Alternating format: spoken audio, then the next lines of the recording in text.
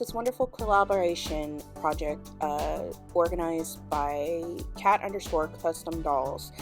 She wanted to do a Sailor Moon theme because she was watching all the 90s episodes of Sailor Moon, so she sent out a notification for all of us to decide which one we wanted to. She just posted on her page, by the way, and I was interested in doing Diana because, as many of you know, I do have a daughter who is a huge Sailor Moon fan, just like her mother, and I was wanting to make her a birthday present. So here is the inspiration that I got for the doll. It's going to be her human form, of course.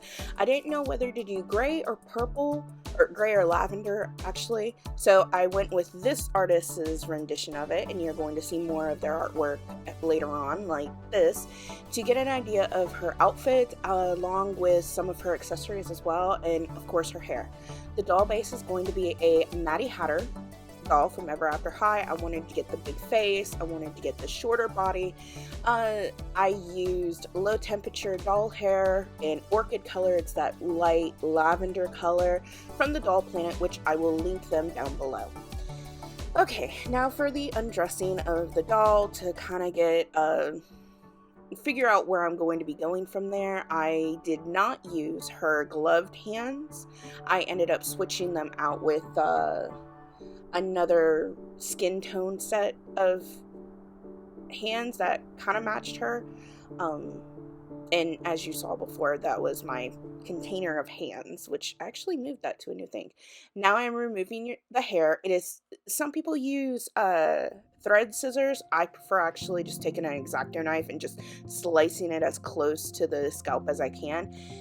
It's a lot easier when you're actually removing the hair from the head because you're not having to take like the long strands out of it, and it just comes off in one hank, or whatever you want to call it, when I pull it back in a ponytail. Yeah, but please be careful. I have on a multitude of occasions sliced my thumb right open. It's not fun. Now you just do the normal routine of taking the pliers, scraping the edges of the scalp, and just pulling it from the head. And there's always a lot of glue with Maddie. I've noticed that with some of the customs that I've done before with her.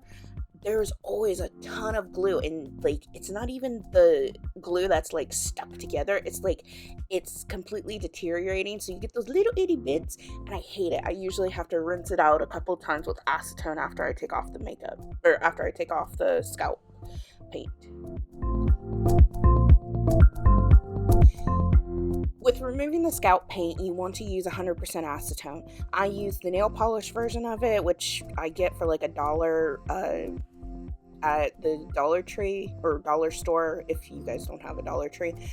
It's easier, and it really does not break the bank. As you can see, that I'm taking a pair of tweezers and I'm just nipping some of the little stray hairs that did not come out. I'm scrubbing it down again, and of course there is more gunk in the head. Yeah, it took me about 10 minutes for that. Now you see I finished rerooting the hair. I don't like recording that part of it, sorry. And now I am prepping the face to get it ready to put Diana's face on her. Same thing, 100% acetone. If you want to use nail polish remover, that's fine. It's a little bit more complicated. Now to the face up. After spraying it with Mr. Super Clear twice, I start with the eyes with a light brown pencil, and then I go in with a General's white chalk pastel. I always forget the name of my stuff, sorry. General's white chalk pastel for the scaleras, because it builds up a lot more, and I actually got that tip from Blank Space Dolls from his videos. Now I'm working on the lips. I want to do more of a natural tone for her because she is a young character, or a younger character, and of course Rini's in a young body, so I still see them as youthful. Now I'm starting to darken some of the lines that I had made in brown because I am happy with them. This custom, I wanted to kind of incorporate the original artwork from the series, so I'm not doing my typical wing that I use, or the way that I'm doing the eye shines that you're going to be seeing later, or anything like that. I am trying my best to stick to the original artwork, and it was hard, but it was fun. I loved it. And I gave her red eyes because in the 90s anime, she did have red eyes.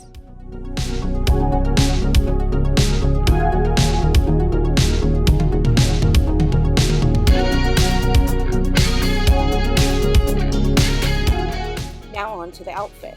I was confused on whether to do a gray outfit or a lavender outfit because the anime, it was a little confusing. Even in the artwork, sometimes she looks gray in the anime, sometimes she doesn't.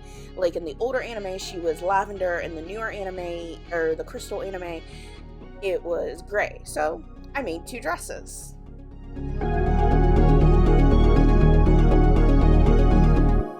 And I posed it to the group that I was in, and I'm like, hey, which one looks better?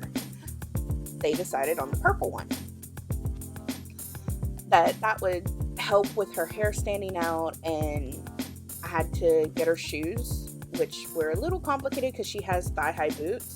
So I ended up taking Rosabella Beauty's shoes and repainted them, painted in the details a little bit, and I even added a little bit of gray on there to kind of pay homage to the newer version. Now, here is the finished doll photos that I have. I was really proud of her. I am proud of her, actually. I love how she doesn't look exactly like the 90s dolls, for those who know, who grew up with those dolls.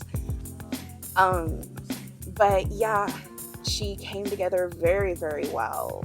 I ended up using a ribbon and a painted bead for her little bell and choker. Just sewed a bow on the back of it. Here's the rest of the group's dolls.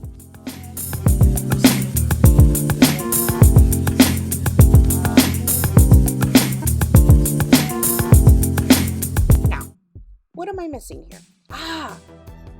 Please like, comment, and subscribe. And if you want to see more doll repaints from me, yes, I do post very, very rarely. It's because I want to push quality more than quantity. Hit the subscribe button down below.